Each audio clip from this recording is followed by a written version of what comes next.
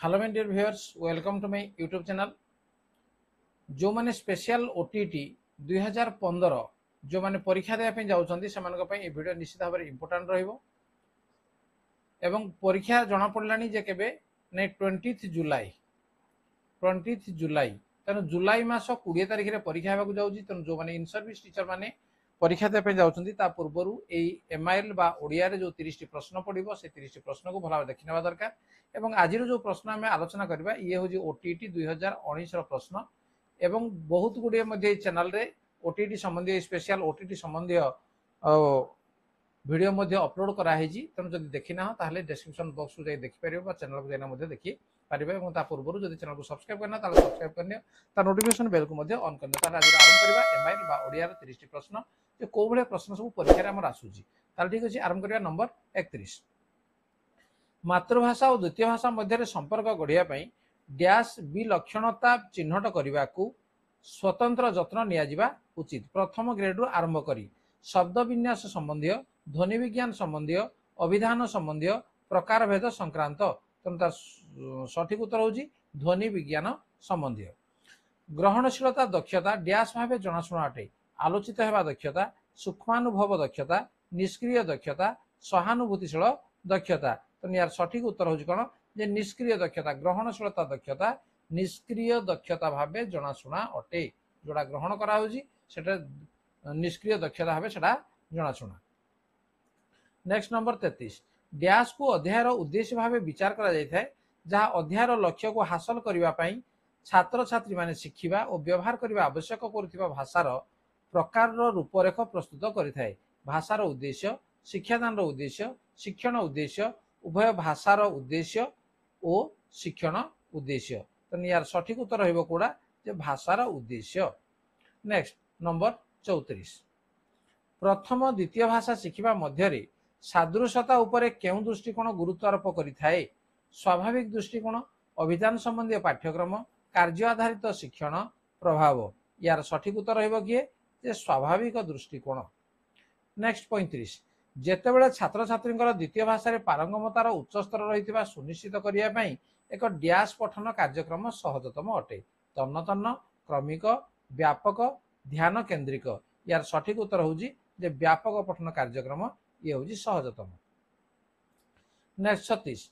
Dash पाठ्यर तन्न तन्न समीक्षा को जड़ित करिथाए एवं पठन सामर्थ्य प्रयोग करिथाए। जे स्कैनिंग, स्कीमिंग, गठनमूलक, निर्देशात्मक। तार सठिक उत्तर होजी स्कीमिंग। नेक्स्ट निम्नलिखित मध्यरु केउटी भाषा शिक्षणर मूल्यांकनर प्रकल्प बा फंक्शन अटे? शिक्षार्थींकर पारदर्शिता परिमाप करिवा,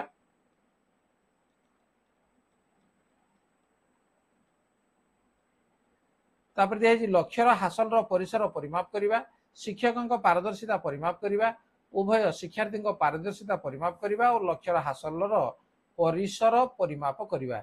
ये होजी हमर सठिक उत्तर। नेक्स्ट सारांश संबंधी मूल्यांकन उद्देश्य कौन अटे? सारांश संबंधी मूल्यांकन प्रश्न को आम ठीक भाव देखा। सामग्रिक शिक्षण लक्ष्य साधन परिमाप करने को, लक्ष्य गुड़िक परिमाप करने को, छात्र छात्री ज्ञान परिमाप करने को, छात्र छात्री उद्देश्य परिमाप करने को। यार सठिक उत्तर कौन जे सामग्रिक शिक्षण लक्ष्य साधन परिमाप करने को। 39। केतेबेले गठनात्मक मूल्यांकन संगठित होता है?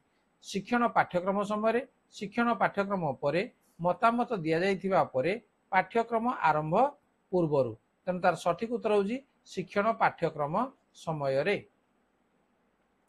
गठनात्मक शिक्षणर अन्य नाम कौन अटे? गठनात्मक शिक्षणर अन्य नाम कौन अटे? पाठ्यक्रम मूल्यांकन, शिक्षणर मूल्यांकन, लक्ष्य गुड़िकर मूल्यांकन एवं भाषार मूल्यांकन। तेणु यार सठिक उत्तर रहिबो किए जे शिक्षणर मूल्यांकन। गठनात्मक शिक्षणर अन्य नाम। 41।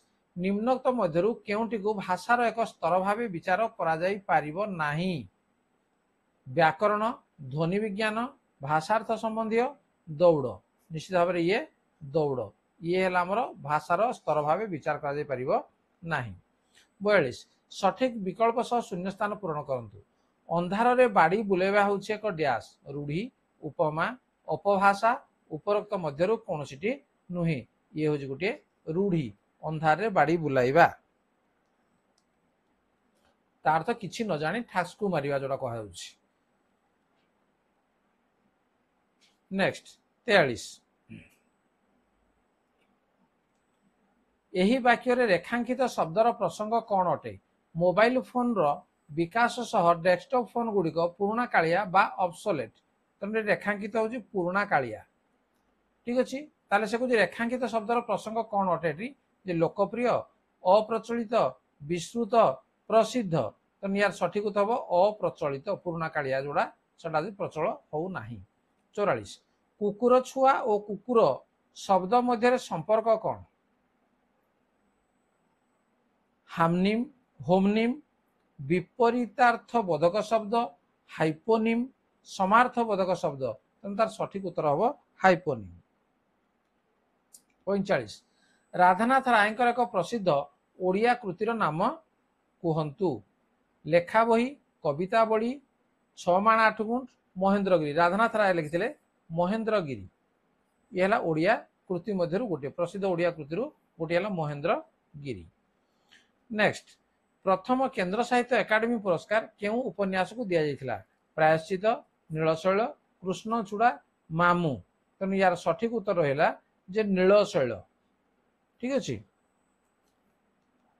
47 ओडिया साहित्य जातीयतावादर जनक भावे किए परिचित अटंती ओडिया जातीयतावादर जनक भावे गंगाधर मेहर फकीरमोहन सेनापति सुरेंद्र महांती राधानाथ राय तेणु तार सठिक उत्तर होची फकीरमोहन सेनापति 48 गंगाधर मेहर प्रथम काव्यिक कृतिर नाम कहतु उत्कल भ्रमणम चिलिका केदार गौरी रास रत्नाकर यार सठिक उत्तर होची रास रत्नाकर 49 मन गहिर चाषर लेखक किए फकीरमोहन सेनापति गोपीनाथ महांती सुरेंद्र महांती राधानाथ राय तेणु यार लेखक होचंदी किए यार गोपीनाथ महांती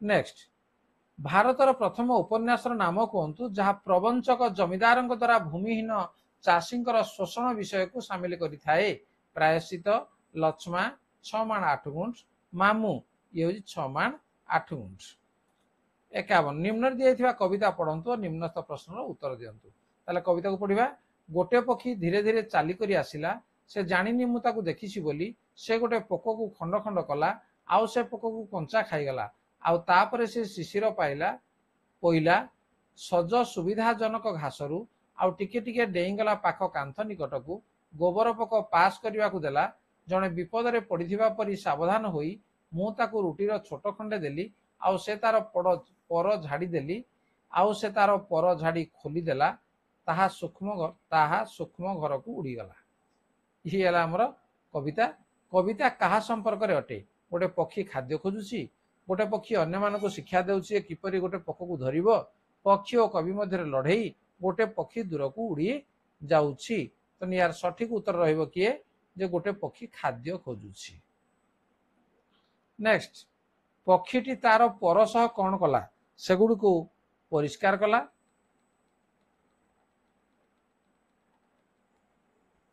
घासरे थिबा पोक शिकार कला निजको सुरक्षा कला सेगुड़ को प्रसार करी उड़ीगला तेणु तार डेणा गुड़ प्रसार करी से कौन कला उड़ीगला तेणु 4 हम सठिक उत्तर घास को सुविधाजनक कहीं कहुई कारण पक्षी घासरे थिबा पोक को देखी पारा कारण अपर पाखरे घास अधिक सबुज थिला कारण एथिरु शिशिर बिंदु पाइबा पक्षी पाई सहज थिला उपरोक्त समस्त तार सठिक उत्तर है जे एथिरु शिशिर बिंदु पाइबा पक्षी पाई सहज थिला 54 पक्षीटी कौन पीला बुंदा गुड़िक पोक गुड़िक काकर फूल रस तार सठिक उत्तर है काकर 55 प्रदत्त कवितार मुख्य दृष्टिकोण कौन एक सरल दैनंदिन घटना केमिति प्रकृतिर सौंदर्य को व्याख्या करिपारे कविता एहार एक दृष्टिकोण प्रदान करिछि तेणु ये हूँ आमर सठिक उत्तर पक्षी माने किपरि प्रतिक्रिया प्रकाश करती कविता एहार एक दृष्टिकोण प्रदान करिछि नाही केमिति एक पोक धरी हेबो एहा गोटे पक्षी अन्य मानकु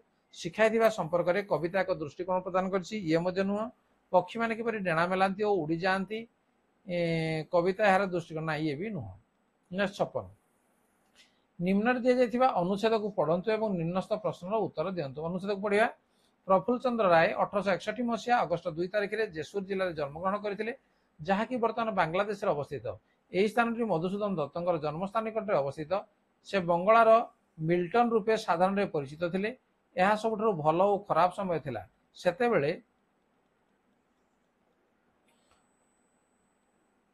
ब्रिटिश सेमानंकर प्रभुत्व जाहिर करने सहित भेदभाव करथिले और ब्रिटिश भारतीय सम्भ्रांत वर्ग को संपूर्ण रूपे करायत्त करथिले जदियो ताहा ब्रिटिश सबुठारु खराब प्रभाव नथिला शिक्षित भारतीय सबुठारु हीन करने विषय कौन थिला अनेक विषय रही वरिष्ठ सरकारी पदपदवी सेमानक पई प्रतिबंधक थिला निजर जन्मभूमि रे जनकर अधिकार वंचित हेबा आगामी दिन में भारतीय बुद्धिजीवी अत्यंत चिंतार विषय थिला प्रफुल्ल चंद्र रायंकर पिता हरिश्चंद्र राय जड़े शिक्षाविद विद्वान तत्कालीन सांस्कृतिक और बौद्धिक नेतृवृंद घनिष्ठ सहयोगी थे तांकर पुत्र उपरे तांकर बलिष्ठ प्रभाव पड़ा राय तांकर प्रारंभिक शिक्षा तांको पिता द्वारा प्रतिष्ठित निज गाँ विद्यालय समाप्त करथिले किंतु तापरे से तांको पिता कलिकता चली आसीथिले एवं 9 वर्ष बयस कुनी प्रफुल्ल कलिकता सहर देखिथिले जहाँकि आगामी अनेक वर्ष पे तांकर घर होई रहिथिला से सदा परिवर्तनशील ध्वनि दृश्य और ध्वनि रे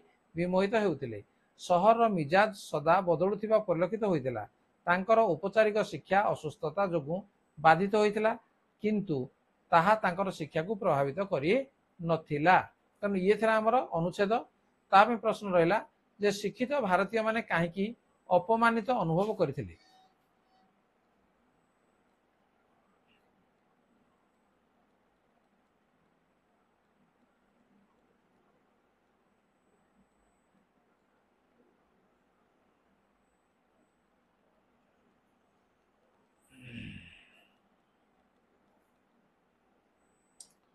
सेमानंकु ब्रिटिश परंपरा अनुसरण करने को पड़ता सेमानंकु उच्च शिक्षा प्रतिष्ठान गुड़िकर अध्ययन करने को अनुमति दि जाऊ नथिला तापर रहिला हमर सेमानंकु वरिष्ठ सरकारी पदपदवी पदोन्नति दि जाऊ नथिला तेणु ये हूँ हमर सठिक उत्तर सेमानंकु इंग्राजी कहया बाध्य कराउथला ये नुह 57 प्रफुल्ल चंद्र राय डैशଙ୍କ द्वारा अत्यंत प्रभावित होइतिले तांको भाई तांको पिता तांको मामू दादा अन्य वैज्ञानिक माने तार सठिक उत्तर ला कोन जे तांको पिताଙ୍କ द्वारा अत्यंत प्रभावित होइतिले अनुच्छेदर से शब्द को चिन्हतु जार अर्थ होउची विस्मयकर तेणु विस्मयकर भेदभाव करबा नीच करबा गोलमाल आश्चर्य तेणु आश्चर्य 59 किए बंगर मिल्टन भाव में जनाशुना मधुसूदन दत्त प्रफुल्ल चंद्र राय हरिश्चंद्र राय उभय मधुसूदन दत्त और प्रफुल्ल चंद्र राय तेणु आम एटा किए हेब ना हरिश्चंद्र राय ये बंगर मिल्टन भावे जनाशुना 60 प्रफुल्ल चंद्र राय कहीं हरिश्चंद्र राय द्वारा प्रभावित होते हरिश्चंद्र राय नेता मान संपर्क कारण हरिश्चंद्र राय जड़े शिक्षार्थी थे हरिश्चंद्र राय तर शिक्षक थे हरिश्चंद्र राय संपर्क कारण हरिश्चंद्र राय शिक्षार्थी थे ये नुह तेणु एक हूँ आम सठिक उत्तर ताहले आम एमआईएल बा ओडियार जो 30 प्रश्न जो थिला एवं 2019 ओटीटी रे ए प्रश्न सब पड़ीला ये प्रश्न पुणी स्पेशल ओटीटी 2025 पढ़ार संभावना रही तेणु वीडियो को प्रथम शेष पर्यटन देखिथार धन्यवाद एवं जदि वीडियो भल लगुच लाइक कमेंट शेयर करें चैनल को नुआ सब्सक्राइब करने नोटिफिकेशन बेल को ऑन करने पुणी देखा परवर्ती वीडियो रे आज धन्यवाद बाय बाय।